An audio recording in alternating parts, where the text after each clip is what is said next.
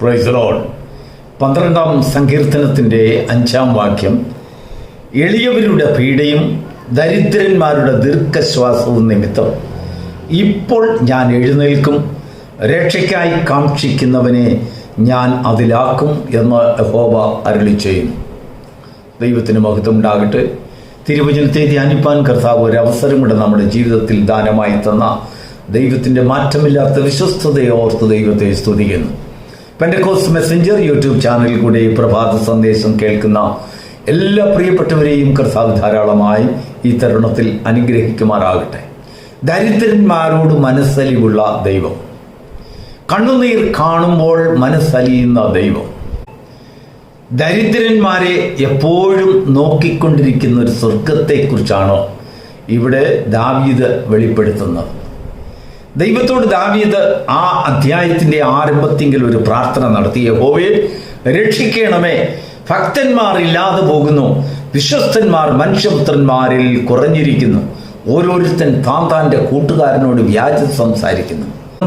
ദൈവമേ, ദരിദ്രന്മാർക്ക് ആരും സഹായികളില്ലായകയാൽ അവർക്ക് വേണ്ടി എഴുന്നേൽക്കണമേ എന്ന് ദൈവത്തോട് പ്രാർത്ഥിച്ച ഒരു പ്രാർത്ഥന. പരിശുദ്ധാത്മാവ് ദാവീദിന്റെ ഹൃദയത്തിൽ ഒട്ടനെ അതിന് മറുപടിയായിട്ട് വന്നു. രക്ഷയ്ക്കായി കാക്ഷിക്കുന്നവൻ എവനോ. ഇവിടെ ദൈവത്തിൻ്റെ വചനം നമുക്ക് പല ആലോചനകൾ തരുന്നുണ്ട്.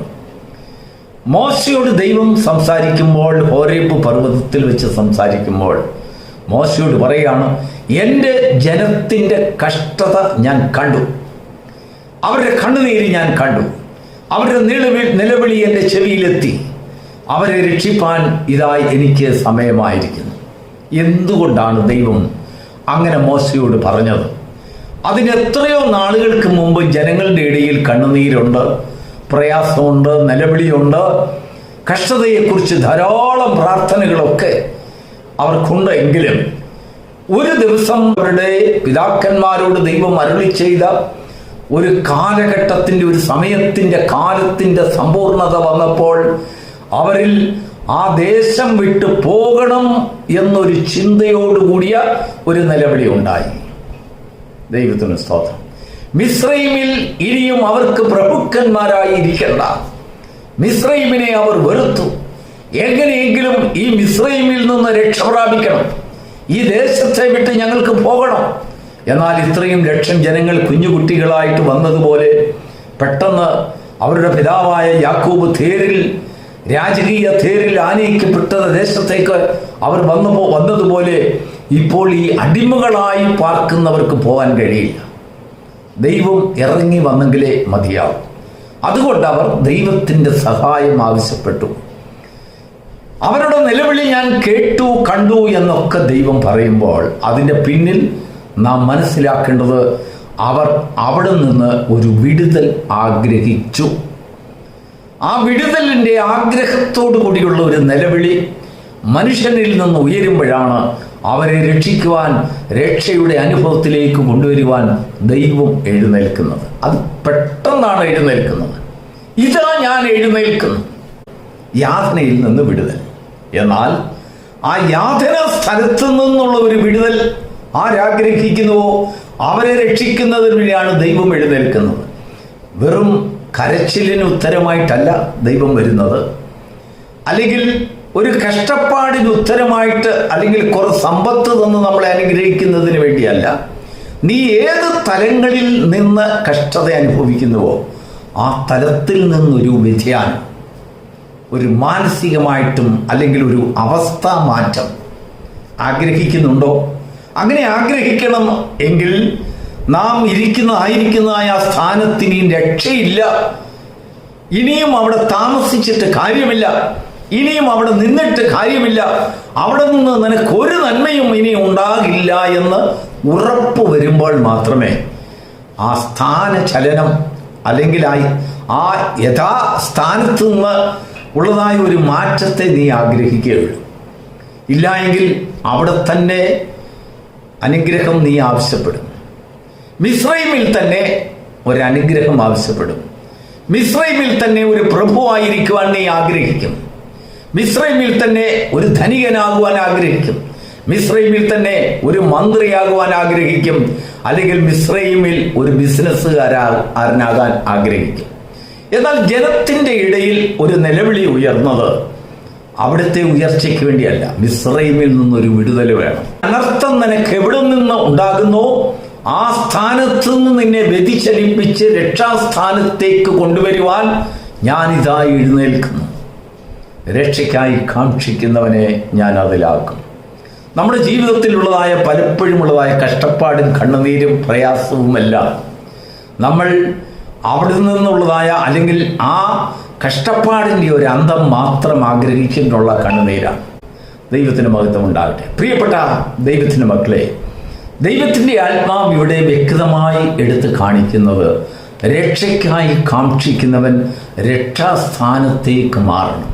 നിന്റെ ജീവിതത്തിൽ ഒരു മാറ്റം ആഗ്രഹിച്ചും കൊണ്ടായിരിക്കണം രക്ഷ എവിടെ നിനക്ക് അനുഭവിക്കാൻ കഴിയുന്നോ ആ സ്ഥാനത്തേക്കുള്ളതായ ഒരു മാറ്റം നിന്റെ ജീവിതത്തിൽ ദൈവം ലക്ഷ്യമിടുന്നു. ഒരു മനുഷ്യൻ ഇപ്പോൾ നരകത്തിൻ്റെ അനുഭവത്തിലാണ് ഇരിക്കുന്നതെങ്കിൽ, എല്ലാ നരകയാതനയാണ് അവൻ്റെ ജീവിതത്തിലുണ്ടെങ്കിൽ, അവനായിരിക്കുന്ന സ്ഥാനത്തൊക്കെ നരകത്തിൻ്റെ അനുഭവമാണ്. ആ നരകത്തിൻ്റെ അനുഭവത്തിൽ നിന്നുകൊണ്ട് അവൻ പ്രാർത്ഥിക്കുകയാണ്, കർത്താവേ, ഞാൻ ആയിരിക്കുന്ന നരകത്തിൽ എനിക്ക് സ്വർഗം വിളമ്പണേ എന്ന് പറഞ്ഞാൽ ദൈവം വിളമ്പുകയില്ല. ദൈവം നരകത്തിൽ സ്വർഗം വിളമ്പുകയില്ല. നിന്നെ നരകത്തിൽ നിന്ന് ആദ്യം വിടുവിക്കും, പുറത്തു കൊണ്ടുവരും. നീ അഗ്നിയിൽ നിന്ന് പുറത്തു കൊണ്ടുവരും. ഇസ്രായേൽ ജനത്തോട് അങ്ങനെയാണ് ചെയ്തത്. ആ അഗ്നിയിൽ നിന്ന് നിന്നെ പുറത്തു കൊണ്ടുവന്നതിന് ശേഷം ദൈവത്തിൻ്റെ നടത്തിപ്പ് അഗ്നിസ്തംഭം കൊണ്ടും മേഘസ്തംഭം കൊണ്ടും നിന്നെ നടത്തുവാൻ ദൈവം ശക്തനെന്ന് നിന്നെ പഠിപ്പിക്കും, കാണിക്കും. നിന്റെ ബുദ്ധിമുട്ടുകൾക്കൊക്കെയും ദൈവം ആകാശത്തിൻ്റെ കിളിവാതിലുകളെ തുറന്നു തന്ന് മനുഷ്യൻ അപ്പം കൊണ്ട് മാത്രമല്ല ജീവിക്കുന്നത് എന്നുള്ളതായ ഒരു ആദ്യത്തെ ഗ്രഹപാഠം നമ്മുടെ കർത്താവിനെ പിശാച് പരീക്ഷിച്ചത്. ആദ്യത്തെ പരീക്ഷ വിശപ്പിൻ്റെ മേലുള്ളതായ പരീക്ഷയായിരുന്നു. എന്നാൽ കർത്താവ് സാത്താനോട് പറഞ്ഞത് മനുഷ്യൻ അപ്പം കൊണ്ട് മാത്രമല്ല, ദൈവത്തിൻ്റെ വായിൽ നിന്ന് വരുന്ന സകല വചനങ്ങൾ കൊണ്ടും മനുഷ്യന് ജീവിക്കാൻ കഴിയും, മനുഷ്യന് ജീവനോടെ ഇരിക്കുവാൻ കഴിയും. അങ്ങനെ മനുഷ്യന് ജീവനോടെ ഇരിക്കുവാൻ കഴിയുന്നതായ ഒരു നിരന്തര സ്ഥാനത്തെ, അല്ലെങ്കിൽ ഒരിക്കലും പിശാചിന് തകർക്കുവാൻ കഴിയാത്ത ഒരു മണ്ഡലത്തെ മനുഷ്യൻ കണ്ടുപിടിച്ചതിനെ പ്രതിവചിക്കുമ്പോൾ, അവൻ്റെ നാവ് കൊണ്ട് പ്രതിവചിക്കുമ്പോൾ അവിടെയാണ് സാത്താൻ്റെ തോൽവി ആരംഭമിടുന്നത്. നിന്റെ ശത്രുവിൻ്റെ തോൽവി ആരംഭമിടുന്നത് അങ്ങനെയാണ്. ചിലപ്പോൾ നമ്മളൊരു പ്രസ്ഥാനത്തിൽ ജോലി ചെയ്തെന്നിരിക്കട്ടെ, നമുക്ക് ജോലി തന്ന യജമാനൻ നമുക്ക് ശത്രുതാപരമായി നമ്മളോട് ഇടപെടുന്നു.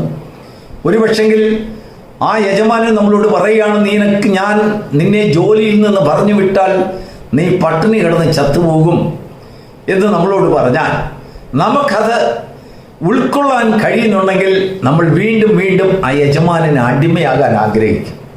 അങ്ങനെയാണ് അടിമത്വം നമ്മളിൽ വർദ്ധിക്കുന്നത്. മരണഭയം, പട്ടിണി കിടന്ന് ചത്തുപോകും.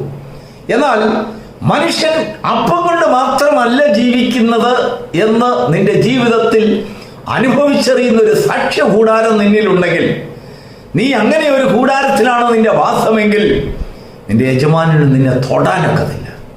കാരണം എന്താണെന്നറിയാമോ? നീ പട്ടിണിയെ പേടിക്കുന്നില്ല, ദാരിദ്ര്യത്തെ പേടിക്കുന്നില്ല, നീതിപൂർണമായ ഒരു ജീവിതത്തെയാണ് നീ ഉദ്ദേശിക്കുന്നതെങ്കിൽ ശത്രു നിന്റെ മുൻപിൽ മുട്ടുമടക്കുന്നത് നിനക്ക് കാണുവാൻ കഴിയും. കർത്താവ് അങ്ങനെയാണ് ചെയ്തത്. ദൈവത്തിന് മഹത്വം ഉണ്ടാകട്ടെ. നോക്കൂ, ദൈവത്തിൻ്റെ വചനം ഇവിടെ പറയുന്നത് എളിയവരുടെ പീഡയും ദരിദ്രന്മാരുടെ ദീർഘശ്വാസവും ഉണ്ട്. എല്ലായിടത്തുമുണ്ട്, ലോകത്തിൻ്റെ എല്ലാ ഭാഗങ്ങളിലുമുണ്ട്, നമ്മുടെ ഭവനങ്ങളിലുണ്ട്. നമുക്ക് എളിമത്വമുണ്ട്, നമുക്ക് ദാരിദ്ര്യമുണ്ട്. ആ ദാരിദ്ര്യത്തിൻ്റെ അനുഭവം വരുമ്പോൾ നമ്മൾ ദീർഘശ്വാസം എടുക്കുന്നു, ഇല്ലെങ്കിൽ നമ്മൾ നിലവിളിക്കുന്നു, നമ്മൾ കണ്ണുനീരൊഴുക്കുന്നു. കർത്താവേ, പ്രവർത്തിക്കണമേ, പ്രവർത്തിക്കണമേ. നമ്മുടെ ഭവനത്തിൽ നിലവിളി ഉണ്ടാകുന്നു, കുഞ്ഞുങ്ങളുമായിട്ട് ചേർന്ന് പ്രാർത്ഥിക്കുന്നു. ചില വിഷയങ്ങളുടെ മുമ്പിൽ നമുക്ക് വലിയ മാനസിക പ്രയാസം, സംഘർഷം. ദൈവസന്നിധിയിൽ ഇരുന്ന് പ്രാർത്ഥിക്കണം. എന്താണെന്നറിയാമോ? നമ്മൾ പ്രാർത്ഥിക്കുന്നതെല്ലാം ആ പർട്ടിക്കുലർ പ്രശ്നത്തിൻ്റെ ഒരു പരിഹാരം മാത്രമാണ്. പക്ഷെങ്കിൽ ദൈവം നിനക്ക് തരുവാൻ ആഗ്രഹിക്കുന്നത് വിടുതലാണ്. എങ്ങനെയാണ്? രക്ഷയ്ക്കായി കാക്ഷിക്കുന്നവരെ ഞാൻ ആ സ്ഥാനത്ത് നിന്ന് മാറ്റി രക്ഷാമണ്ഡലത്തിലേക്ക് കൊണ്ടുവന്ന് അവിടെ ഞാൻ നിന്നെ ആക്കും. അവിടെ ശത്രുവിന് നിന്നെ തൊടുവാൻ കഴിയില്ല. അവിടെ നിനക്ക് ദീർഘശ്വാസം വിടേണ്ട ഒരാവശ്യകതയുണ്ടാകില്ല. കാരണം ദൈവത്തിൻ്റെ സാന്നിധ്യം, നീ ചോദിക്കുന്നതൊക്കെയും തരുവാൻ ദൈവശക്തി നിന്ന് നിന്റെ ജീവിതത്തിൽ തെളിയിക്കുന്നതായ സ്ഥാനം. മരുഭൂമിയുടെ അനുഭവം എന്ന് പറഞ്ഞാൽ നീ ദൈവത്തിൽ മാത്രം ആശ്രയിക്കുന്ന ഒരു മനുഷ്യൻ, ദൈവം തരുന്നത് മാത്രം ഭക്ഷിക്കുന്ന ഒരു മനുഷ്യൻ, ദൈവത്തിങ്കിൽ മാത്രം സകലത്തെയും സമർപ്പിച്ച് ജീവിക്കുന്ന ഒരു ജീവിതം. രക്ഷാമണ്ഡലത്തിലേക്ക് ദൈവം നിന്നെ കൊണ്ടുവന്നു. അങ്ങനെയുള്ളതായ ഒരു സ്ഥാനത്തേക്ക് ദൈവം നിന്നെ കൊണ്ടുവന്നതിന് ശേഷം നീ സകലത്തിനും ദൈവത്തിൽ ആശ്രയിക്കുന്ന ഒരു മനുഷ്യനായി തീരുവാൻ, വിശ്വാസത്താൽ ജീവിക്കുന്ന ഒരു മനുഷ്യനായി തീരുവാൻ ദൈവം നിന്നെക്കുറിച്ച് ആഗ്രഹിക്കുകയാണ്. അബ്രഹാമിനെ ദൈവം വിളിച്ചപ്പോൾ വലിയൊരു പ്രത്യാശയുടെ വാക്കുകൾ കൊടുത്താണ് അബ്രഹാമിനെ ദൈവം വിളിച്ചത്. പക്ഷേ നാം തിരുവചനം പഠിക്കുമ്പോൾ അവിടെ രേഖപ്പെടുത്തിയിരിക്കുന്നു, വലിയൊരു വാഗ്ദത്ത ദേശത്തിലേക്ക് ദൈവം അവനെ കൊണ്ടുവന്നുവെങ്കിലും അവിടെ ഒരു കാലടി ദേശം പോലും അവന് സ്വന്തമായി അവൻ്റെ പേരിൽ രജിസ്റ്റർ ചെയ്തില്ല ഒരു പ്രമാണം. Praise the Lord. അവൻ കൂടാരവാസിയായിരിക്കണമെന്ന് ദൈവം നിഷ്കർഷിച്ചു. മനുഷ്യനിർമ്മിതമല്ലാത്തൊരു പട്ടണത്തിന് വേണ്ടി വിശ്വാസത്താൽ കാത്തിരിക്കുന്ന ഒരു വിശ്വാസവീരനായി തീരുവാൻ അബ്രഹാമിനെ കുറിച്ച് ദൈവം കാക്ഷിച്ചു. അബ്രഹാം അങ്ങനെ തന്നെ ആകുവാൻ അബ്രഹാമും ദൈവത്തോടൊരു എഗ്രിമെന്റ് ചെയ്തു. ദൈവത്തിന് സ്തോത്രം. വാസ്തവത്തിൽ വിശ്വാസ ജീവിതം എന്ന് പറയുന്നത് അങ്ങനെയുള്ള ഒരു ജീവിതമാണ്. എൻ്റെ നീതിമാൻ വിശ്വാസത്താൽ ജീവിക്കും. അവൻ രക്ഷയുടെ സ്ഥാനത്തേക്ക് വരും, രക്ഷാമണ്ഡലത്തിലേക്ക് അവൻ വരും. എവിടെ നോക്കിയിരുന്നാലും ദൈവത്തിൻ്റെ രക്ഷ. അവൻ കണ്ണു തുറന്ന് നോക്കുന്നതൊക്കെയും ദൈവത്താൽ നിർമ്മിക്കപ്പെടുന്ന അല്ലെങ്കിൽ ദൈവത്താൽ സൃഷ്ടിക്കപ്പെടുന്ന രക്ഷയുടെ കവാടം അവൻ്റെ ജീവിതത്തിൽ കാണുവാൻ കഴിയും. കണ്ണുനീർ മാറുന്നു, സങ്കടങ്ങൾ മാറുന്നു, ദീർഘശ്വാസം മാറുന്നു. അവൻ്റെ ജീവിതത്തിൽ അവൻ അനുഭവിച്ചതായ സകല ബുദ്ധിമുട്ടുകളും അവിടെ ഇല്ലാതായി മാറുന്നു. എവിടെ? രക്ഷാമണ്ഡലത്തിൽ വരുമ്പോൾ.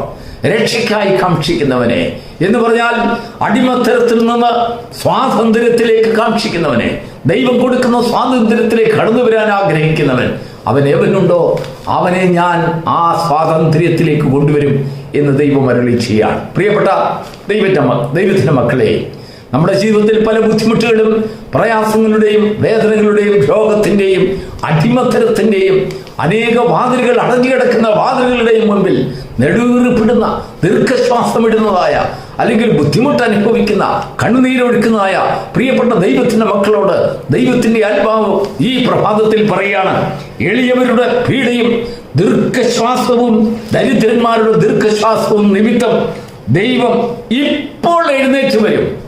രക്ഷയ്ക്കായി കാക്ഷിക്കുന്നവരെ ഞാൻ അതിലാക്കും എന്ന് പറഞ്ഞാൽ ഇപ്പോൾ വേണമെങ്കിലും നിനക്ക് ഈ ദരിദ്രമായ ഈ ദീർഘശ്വാസം കൂടെ കൂടെ ഇടുന്നതായ ഈ രക്ഷയില്ലാത്ത സ്ഥാനത്ത് നിന്ന് നാളെയല്ല ഇപ്പോൾ വേണമെങ്കിലും മാറുവാൻ നിന്നിൽ ഒരു ഒരുക്കം, ആ ഒരുക്കം ദൈവം കാണുമ്പോൾ രക്ഷയ്ക്കായി കാക്ഷിക്കുന്നവനെ ഇപ്പോൾ ഞാൻ കടന്നു വന്ന് അതിലാക്കുമെന്ന് ദൈവത്തിൻ്റെ വചനം പറയുന്നു. ദൈവത്തിന് മഹത്വം ഉണ്ടാകട്ടെ. തിരുവചനത്തെ ഗ്രഹിപ്പാൻ, ദൈവത്തിൻ്റെ വിളിയെ കേൾക്കുവാൻ, ദൈവത്തിൻ്റെ അരുളപ്പാടുകളെ മനസ്സിലാക്കുവാൻ തക്കവണ്ണം ദൈവം നമുക്ക് ധാരാളമായ കൃപയും ജ്ഞാനവും തരുമാറാകട്ടെ. രക്ഷയ്ക്കായി കാക്ഷിക്കുന്നവനെ ഞാൻ അതിലാക്കും.